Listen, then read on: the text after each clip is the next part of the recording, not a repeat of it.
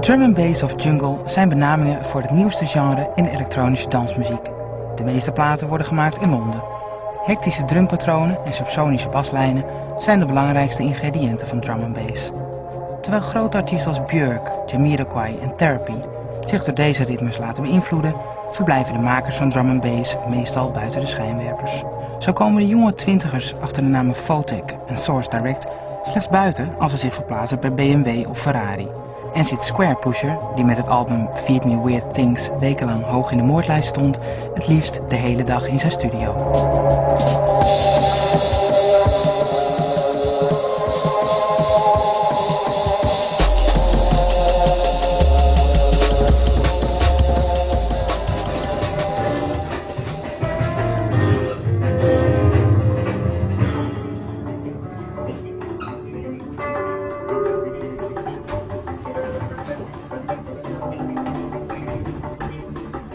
This is your home studio? Yeah, that's right.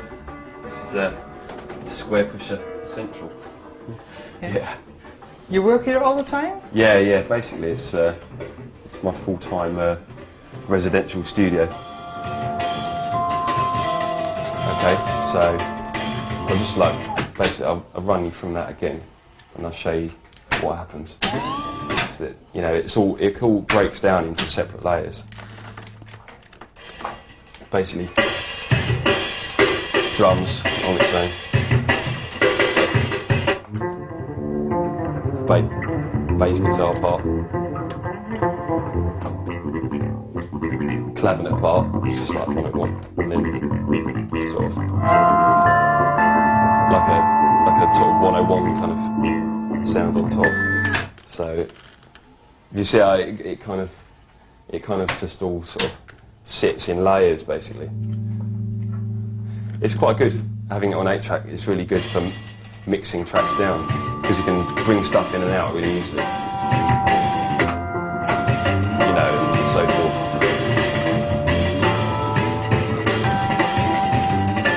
So that's how it works. And also you can do this.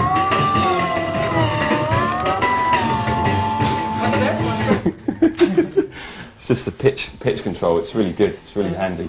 You can speed tracks up or down, but I generally don't speed them up because they're always too fast anyway. You know, this is just when I was a kid. I used to make up a drum machine program on my computer, and when I first got my bass, I'd play bass lines along to a drum machine, which I'd I used to know computer inside out. You know, like I know this stuff, I suppose, and it's like I could make a drum machine program on the computer. You know, this really cheesy little beats and stuff like that. You know, it's really funny, and then play bass lines along to them and record them and stuff. And I've got loads of stuff. And then and that's like 1980, 1985, I think, 1986. No, 1986. But now you work differently. Well, yeah, because I work nowadays. Nowadays it's gone back to the same thing, basically. I'm playing along bass lines along with electronic music. You know, it's about 400 times more advanced, but it's the same idea. So it's quite cool in a way. But even when I got this thing, started getting all this stuff. SH101. That's another it's another kind of acid house mainstay keyboard. But it's a lot more versatile in terms of the sounds and stuff.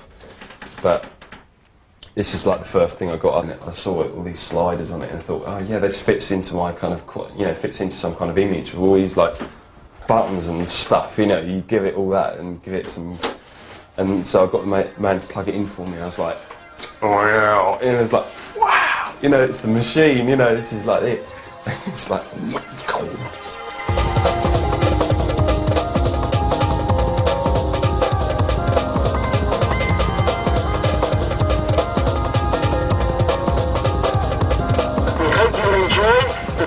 Car 96. We'll be back with you later.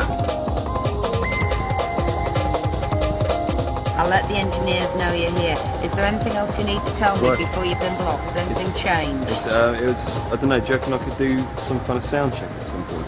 I'm afraid not, no, there really isn't time, I'm afraid. No. The PA's all perfectly tuned, so it's a case of plug in and go. In the first 5 minutes, the engineers will be setting the levels and getting everything sorted for you, but the PA's basically ready to go now.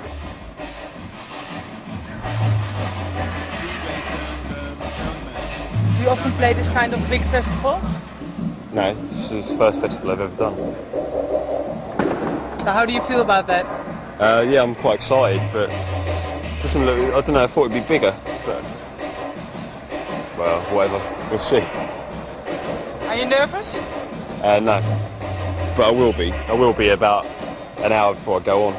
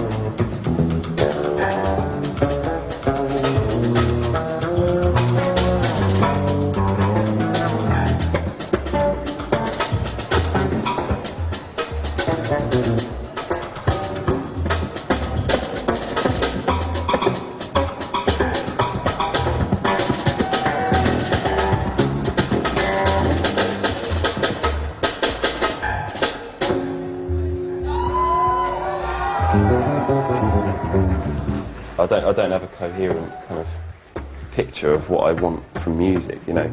All I have is a mentality. You know, just like listening to kind of to bebop jazz from the 40s is just as important as listening to, I don't know, drum and bass in the 90s or listening to funk in the 70s. You know, it's like there's so much, you know, that you just can't. I can't put myself in a position where I can't not listen to it. You know, I have to have it all. I want to try and get as much of it in as possible. I listen to, yeah, as many records as I can. You know, like, I don't know. You know, this is like, well, experimental electronic, early 70s electronic. This is cop theme music, Herbie Hancock, amazing album. It's like a Buddy Rich.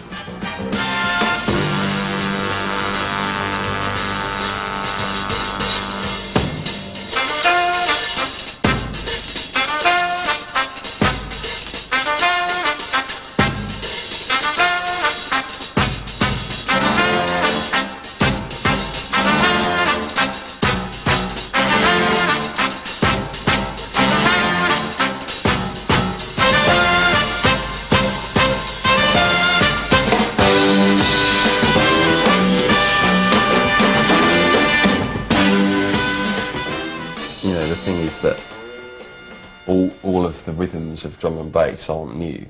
Nothing about it is new at all. The only thing about it is new is that it's made with a sampler. You know, all the rhythms of jazz and stuff like that come. All the rhythms of drum and bass, sorry, come from all those jazz music and stuff like that. You know. Yeah, because what is drum and bass anyway? Well, I don't know. I don't know. Drum and bass is like a stupid phrase, isn't it? You know, it doesn't. You know, it just means like sort of. It's just like a term which like people use, isn't it, for make it easier.